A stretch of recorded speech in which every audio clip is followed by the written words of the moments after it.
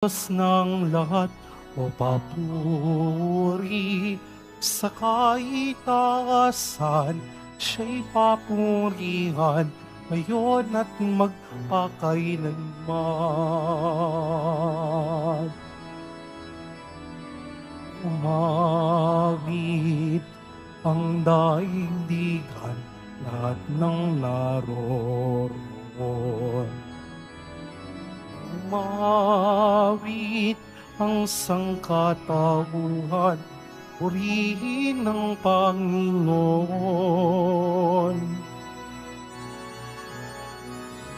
Papuri sa kaitaasan, siya'y papurihan, Diyos ng lahat. O papuri sa kaitaasan, siya'y papurihan ngayon at magpakailanman. Sa ngala ng Ama at ng Anak at ng Espiritu Santo, Amen. sumainyo ang Panginoon. At sumaiyo rin. Mga kapatid, aminin po natin ang ating mga kasalanan upang marapat tayong gumanap sa banal na pagdiriwang.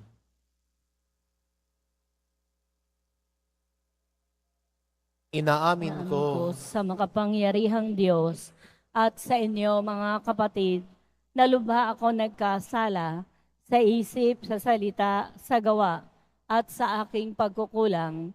Kaya isinasamo ko sa mahal na Birheng Maria, sa lahat ng mga anghel at mga banal, at sa inyo mga kapatid, na ako'y ipanalangin sa Panginoong ating Diyos. kaawaan tayo ng makapangyarihan Diyos, patawarin tayo sa ating mga kasalanan, at patnubayan tayo sa buhay na walang hanggan. Amen. Panginoon, kaawaan mo kami. Panginoon, kaawaan mo kami. Kristo, kaawaan mo kami. Kristo, kaawaan mo kami. Panginoon, kaawaan mo kami. Panginoon, kaawaan mo kami. Manalangin tayo.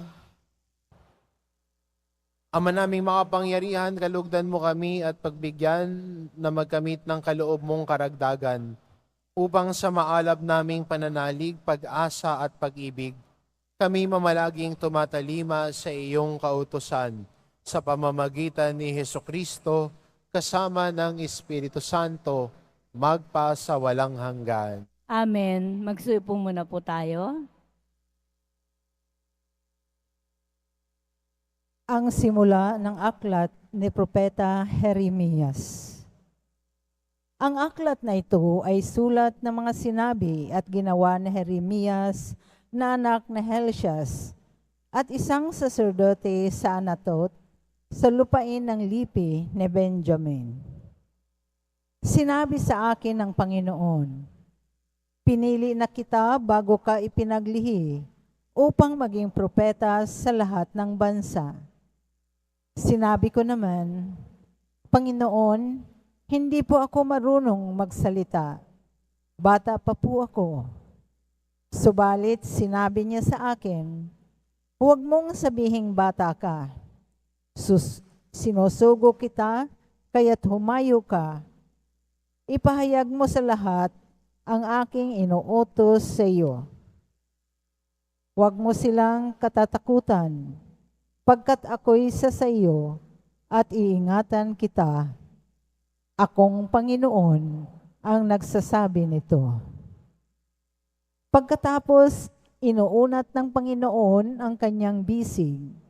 Hinipo ang mga labi ko at sinabi, hayan, ibinibigay ko sa iyo ang dapat mong sabihin. Ibinibigay ko rin ngayon sa iyo ang kapangyarihan sa mga bansa at mga kaharian. Sila'y bubunutin at ibagsak, lipulin at iwasak, ibangon at itatag. Ang salita ng Diyos. Salamat sa Diyos. Patuloy kong isasaysay ang dulot mong kaligtasan. Patuloy kong isasaysay ang dulot mong kaligtasan. Sa iyo lang, Panginoon, lubos akong nananalig. Huwag mo akong pabayaang mapahiya at malupig. Tulungan mo ako ngayon, yamang ikaw ay matuwid. Ako sana ay sagipin, sa daing ko ay makinig. Patuloy kong isasaysay ang dulot mong kaligtasan. Ikaw nawa ang muog ko at ligtas na kakanlungan. Matatag na kublihan ko at matibay na sanggalang.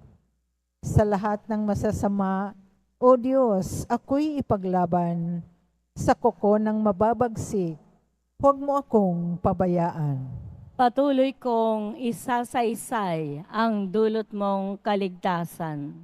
Panginoon, sa iyo ko iniligak ang pag-asa. Maliit pang bata ako, sa iyo may tiwala na. Sa simula at mula pa, wala akong inaasahan. Mag-iingat sa sarili, kundi tanging ikaw lamang. Kaya naman ikaw, poon pupurihan araw-araw. Patuloy kong isasaysay ang dulot mong kaligtasan. Pagkat ikaw ay dakila, patuloy kong isasaysay. Maghapon kong ihahayag ang dulot mong kaligtasan. Sa pulpa sa pagkabata, ako'y iyong tinuruan. Hanggang ngayoy sinasambit ang gawa mong hinangaan. Patuloy kong isasaysay ang dulot mong kaligtasan. Tatayo na po tayo.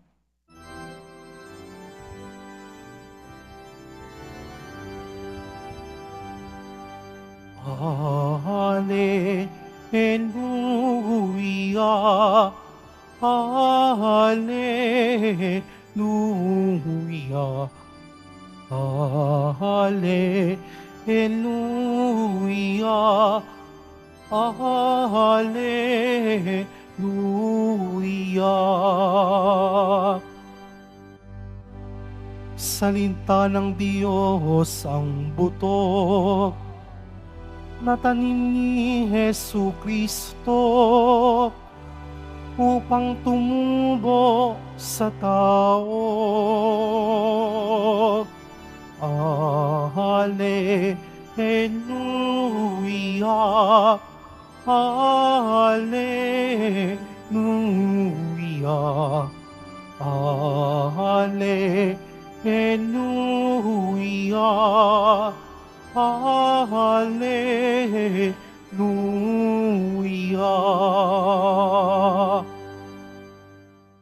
Sumainyo ang Panginoon, At sumaiyo rin.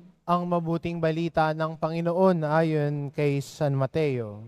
Papuri sa iyo, Panginoon. Noon ding araw na iyon, si Jesus ay lumabas ng bahay at naupo sa tabi ng lawa. Pinagkalimpumpunan siya ng makapal na tao, kaya sumakay siya sa isang bangka at doon naupo. Nasa dalampasigan naman ang mga tao at nagturo siya ng maraming bagay sa pamamagitan ng mga talinhaga. May isang magsasakang lumabas upang maghasik. Sa kanyang paghahasik ay may binhing nalaglag sa tabi ng daan. Dumating ang mga ibon at tinuka ang mga iyon. May binhi namang nalaglag sa kabatuhan. Sapagkat manipis lang ang lupa roon, sumibol agad ang binhing iyon. Ngunit nang mabilad sa matinding sikat ng araw, ay natuyo. Palibhas ay walang gaanong ugat. May binhi namang nalaglag sa dawangan. Lumago ang mga dawang at ininis ang mga iyon. Ngunit ang binhing nalaglag sa mabuting lupa ay nag-uhay na may tag-iisang daan, may tig-60 at may tig-30. May tig-30 butil ang bawat uhay. Ang may pandinig ay makinig. Ang mabuting balita ng Panginoon. Pinupuri ka namin, Panginoong Heso Kristo. Magsiupo muna po tayong lahat. At inaanyayahan tayo ng Diyos tungo sa buhay na nagbibigay bunga. Ang buhay na lumalago, ang buhay na may paglago at napupuspos ay nagbibigay bunga. Hindi mo naman masasabing lumalago ang isang bagay kung wala naman hong itong bunga. Kung maalala natin ang kwento ho ng puno ng igos na sinumpa ho ni Jesus dahil hindi ito'y nagbibigay bunga. Pero ang buhay ng Kristiyano ho na lumalago din sa pananampalataya ay nagbibigay bunga din. At ang bunga nating mga Kristiyano ay bunga ng pagmamahal. Kaya may kita natin sa buhay natin kung lumalago ba tayo sa pagmamahal sa Diyos, kung ang salita niya ay ating pinakikinggan at bumabago, tumuhubog sa ating buhay, ay nakikita sa kakayahan natin na magmahal. Mapagmahal sa kapwa, hindi ho nanlalamang, hindi ho nangiisa, hindi ho naninira ng kapwa. Ang lumalago sa pag-ibig sa Diyos ay lumalago sa pagmamahal at pagmamalasakit sa kapwa niya. Kaya magandang imbitasyon sa atin ito bilang mga Kristiyano ho ngayon, ang patuloy nating pakikinig sa salita ng Diyos. Ang salita ng Diyos na humuhubog sa ating puso at buhay, ang salita ng Diyos na humuhubog din sa ating pagkatao. We are people shaped by the Word of God. At yan din po ang imbitasyon sa atin, sa ating paglago, sa ating pananampalataya. Nahayaan din natin na ang salita ng Diyos ang humubog sa ating puso at buhay. Kung gano'n ang gagawin natin, tayo'y mga Kristiyanong nagbubunga ang pag-ibig at nagbibigay bunga ang ating pagmamalasakit din sa kapwa. Hindi lang ako at ang Diyos, kundi dahil sa pagmamahal natin sa Diyos, marunong tayong magmalasakit sa kapwa natin. Dahil sa pagmamahal natin sa Diyos, marunong tayong umunawa sa kapwa natin. Dahil sa pagmamahal natin sa Diyos, lumalago tayo sa ating pananampalataya at pagbabago ng buhay. Kaya ito ho sana ang bunga ang naisin natin sa pakikinig natin sa salita ng Diyos. Ang pagbabago ng buhay, ang pagpili na magmalasakit at umibig. Dahil sabi ho ni Jesus, hindi na daw tayo tinatawag na mga alipin, tayo ay kanyang mga kaibigan dahil nakikinig tayo sa kanyang utos at ang tao nakikinig sa utos ng Diyos ay nagbibigay bunga at tinatawag na dakila sa kaharian ng Diyos.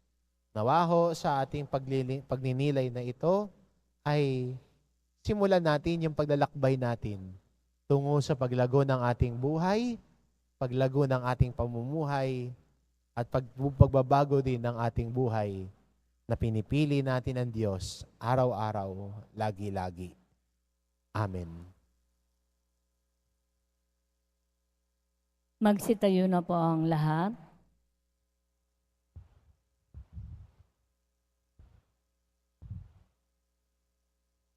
Minamahal ko mga kapatid, sabihin natin sa Diyos ang ating pagnanais sa isang mayamang ani sa mundo habang ating nasasalamin ang hindi matabang lupa sa ating buhay.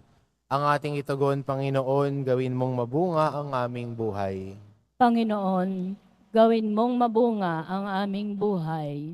Ang simbahan naway magbunga ng mayamang ani sa pamamagitan ng katapatan at dedikasyon ng kanyang mga lingkod. Manalangin tayo. Panginoon, gawin mong mabunga ang aming buhay. Ang ani ng katarungan naway magbuhat sa hindi makasariling paggawa ng mga pinuno, mambabatas at hukom ng gobyerno. Manalangin tayo. Panginoon, gawin mong mabunga ang aming buhay. Ang mga magsasaka na nagpapagal sa bukid, naway umani ng bunga ng kanilang paggawa at makatulong sa ikauunlad ng sambayanan. Manalangin tayo.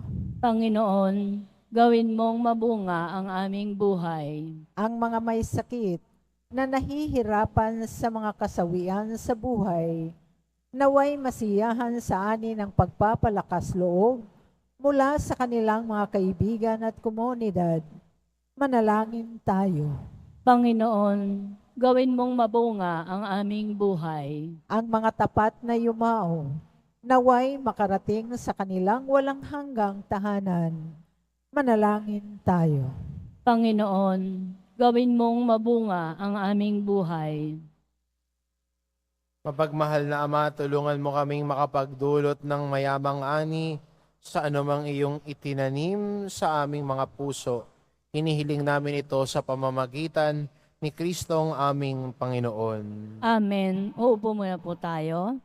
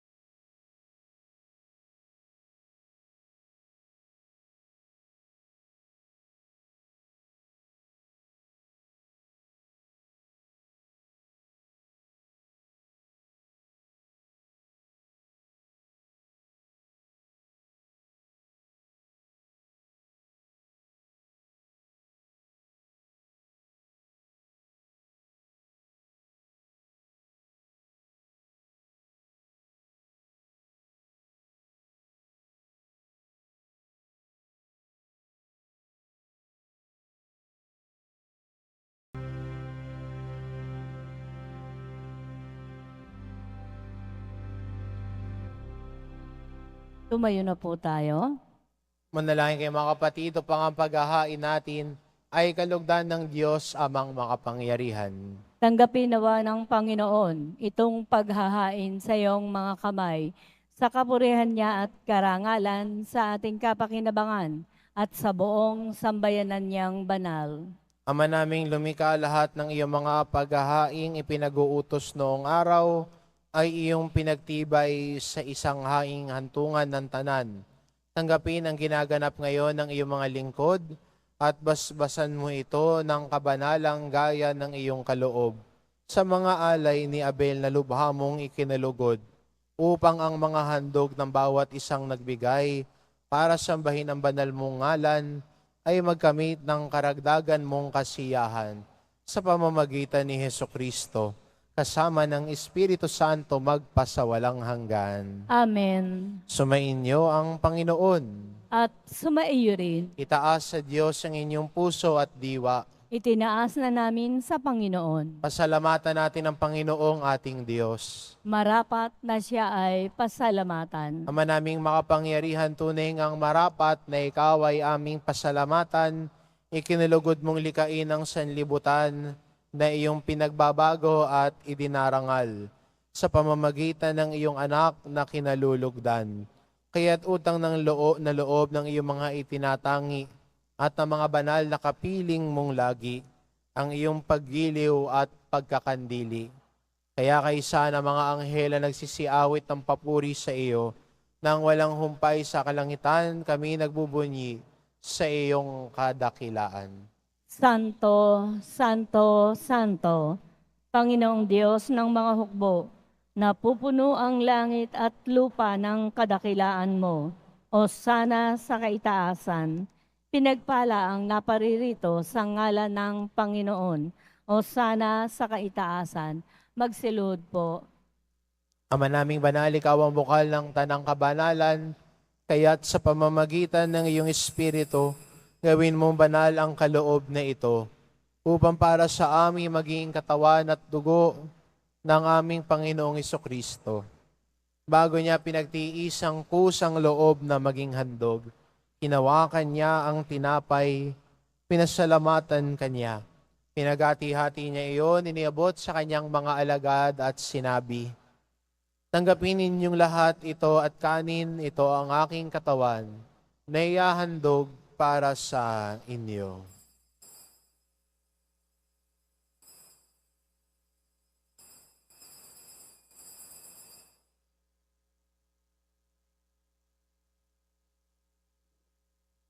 Kaya hindi naman na matapos ang hapunan, hinawakan niya ang kalis, muli kanyang pinasalamatan. Iniabot niya ang kalis sa kanyang mga alagad at sinabi, "Tanggapin ninyong lahat ito at inumin, ito ang kalis ng aking dugo, na bago at walang hanggang tipan. Ang aking dugo na ibubuhos para sa inyo at para sa lahat, sa ikapagpapatawad ng mga kasalanan. Gawin ninyo ito sa pag-alala sa akin."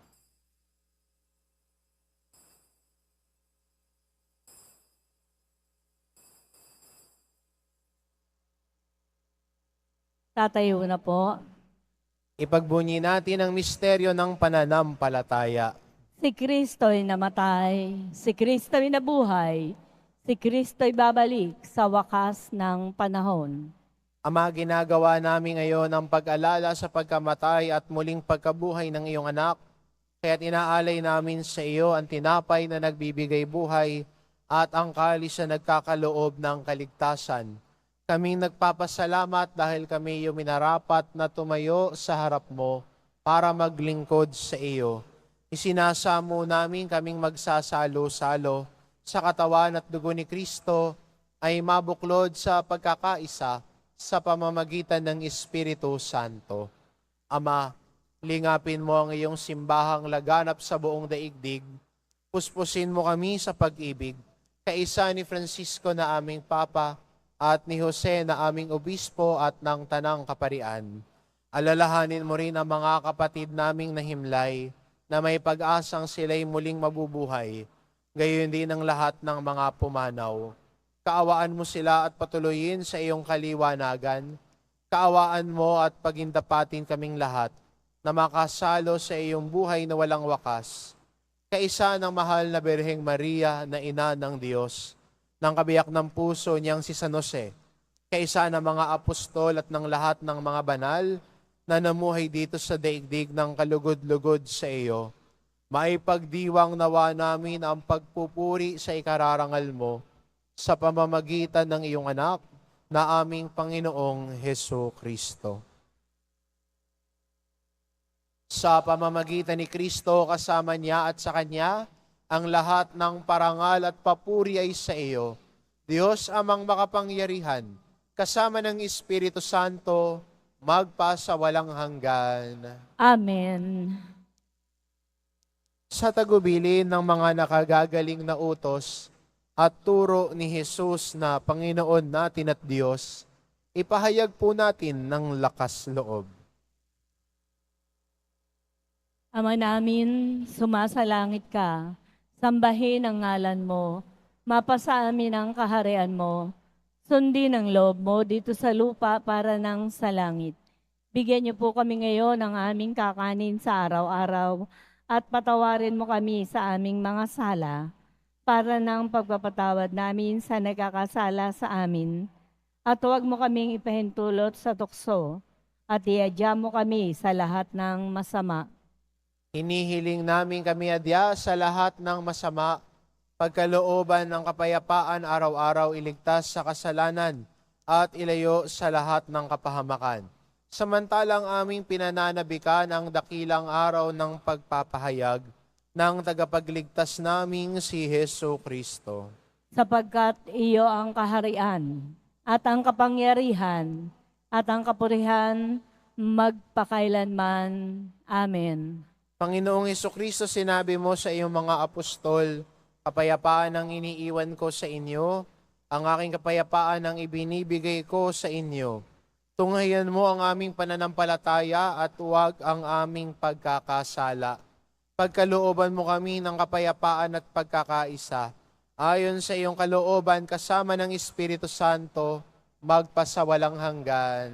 Amen. Ang kapayapaan ng Panginoon ay laging sumainyo.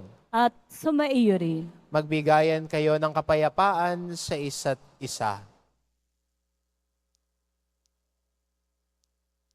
Kordero ng Diyos na nag-aalis ng mga kasalanan ng sanlibutan, maawa ka sa amin. Kordero ng Diyos na nag-aalis ng mga kasalanan ng sanlibutan, maawa ka sa amin. Kordero ng Diyos na nag-aalis ng mga kasalanan ng sanlibutan, Ipagkaloob mo sa amin ang kapayapaan. Magsiluhod po ang lahat. Itong kordero ng Diyos, ito nag-aalis ng kasalanan ng sanlibutan. Mapalad ang mga inaanyayahan sa kanyang piging. Panginoon, hindi ako karapat-dapat na magpatuloy sa iyo, ngunit sa isang salita mo lamang ay gagaling na ako.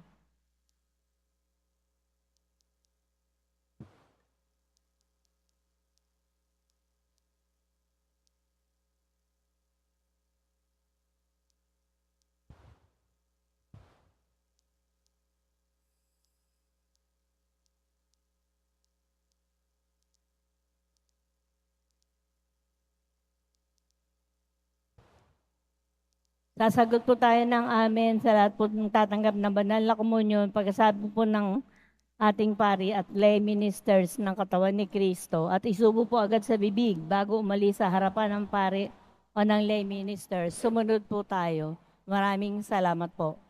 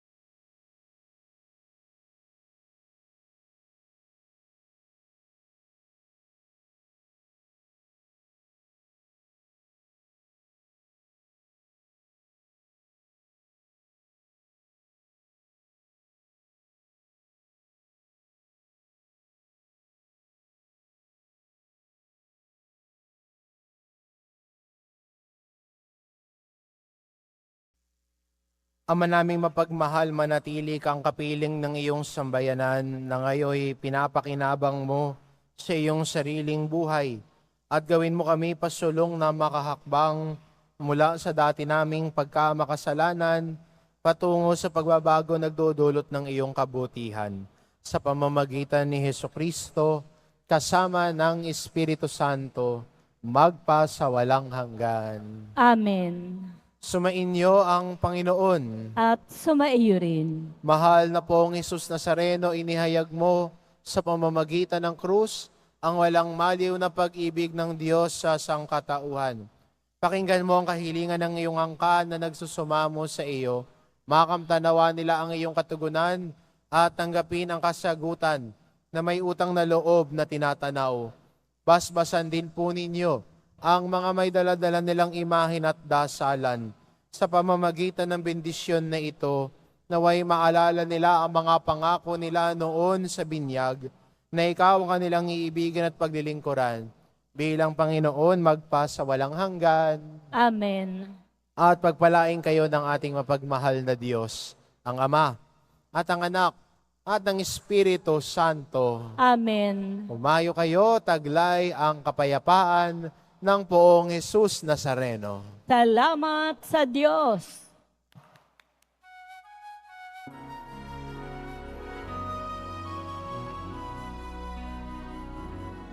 Nuestro Padre Jesus Nazareno, sinasamba ka namin. Pinipinto ka namin. Aral mo ang aming buhay at kaligtasan. Nuestro Padre Jesus Nazareno, iligtas mo kami sa kasalanan. Ang krus mong kinamatayan ay sagisag ng aming kaligtasan. Nuestro Padre Jesus Nazareno, dinarangal ka namin. Nuestro Padre Jesus Nazareno, ninulwalhati ka namin. Nuestro Padre Jesus Nazareno, dinarangal ka namin. Nuestro Padre Jesus Nazareno, ninulwalhati ka namin.